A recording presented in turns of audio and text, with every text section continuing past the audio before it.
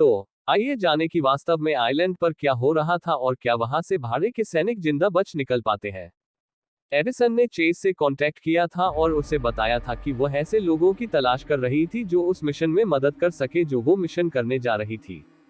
CEO की बेटी grand मानन आइलैंड में फंसी हुई थी और एडिसन को रेस्क्यू करनी थी। यही वजह है कि वह भाड़े के सैनिकों की भर्ती कर रही थी। एडिसन ने चेज को बताया कि वे लगभग 2 साल पहले एक दूसरे से मिले थे, लेकिन चेज को उस समय के बारे में कुछ भी याद नहीं है। चेज के अलावा एडिसन ने रस नाम के एक सैनिक से भी कांटेक्ट किया था क्योंकि वह चाहती थी कि वो भी इस मिशन का हिस्सा बने। रस ने कभी किसी को नहीं बताया कि वह क्यों नहीं चाहता कि उनमें से कोई भी उस आइलैंड पर जाए, क्योंकि वह जानता था कि बहुत जल्द वो सब इसे खुद ही देखेंगे।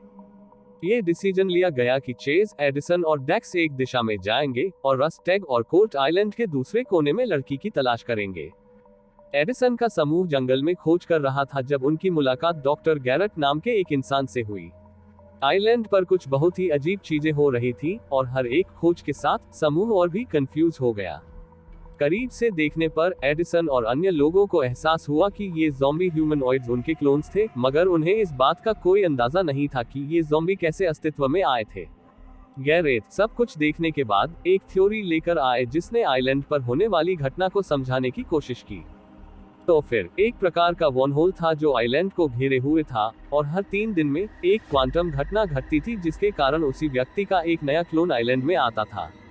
एडिसन और चेज को एहसास हुआ कि वे एक लूप में फंस गए थे और आते समय उन्हें जिन ज़ॉम्बी का सामना करना पड़ा वे उनके अपने पुराने क्लोन थे जो मर गए थे या शायद मारे गए थे। आइलैंड से बाहर जाने का कोई रास्ता नहीं था, लेकिन तभी रस ने पूरे समूह को कुछ बताया जिससे उन्हें थोड़ी आशा मिली और उन्हें एहसास हुआ कि अगर सब कुछ उनकी प्लानिंग के हिसाब से हुआ तो वे जिंदा बाहर आने में कामयाब हो सकते हैं। समय ने आइलैंड पर अलग तरह से काम किया, क्योंकि पिछली बार जब चेज वहां आया था तो वर्ष 2023 था, लेकिन जब वह बाहर निकला तो उसे एहसास हुआ कि वह समय में 2 साल पीछे चला गया था और ये 2021 था। उस विनाशक्रम ने एक अंतर पैदा कर दिया जो वर्महोल में जो आइलैंड को घेरे हुए था, और यदि कोई समय पर वहां पहुंच सके तो वे आइलैंड से बाहर आ सकते थे। रस ने एडिसन से कहा कि वे वहां से भागने के लिए वही नाव ले सकते हैं जो उन्होंने पिछली बार ली थी, लेकिन इससे पहले कि वह वहां पहुंच पाते उन ज़ॉम्बी ने उन पर हमला कर दिया। मरने से पहले रस ने चेज को बताया कि एडिसन उसकी पत्नी थी और उसे वहां से भाग जाना चाहिए और उसके साथ एक खुशहाल जीवन जीना चाहिए। चेज और एडिसन के साथ मिलकर वो वहां से निकल सकते हैं। लेकिन आइलैंड में एक और मोड़ आया और एक बार फिर हमें एहसास हुआ कि चेज ने अपनी याददाश्त खो दी है। एडिसन ने चेज को अकेले जाने दिया क्योंकि वह जानती थी कि अब उसे कुछ भी याद नहीं है।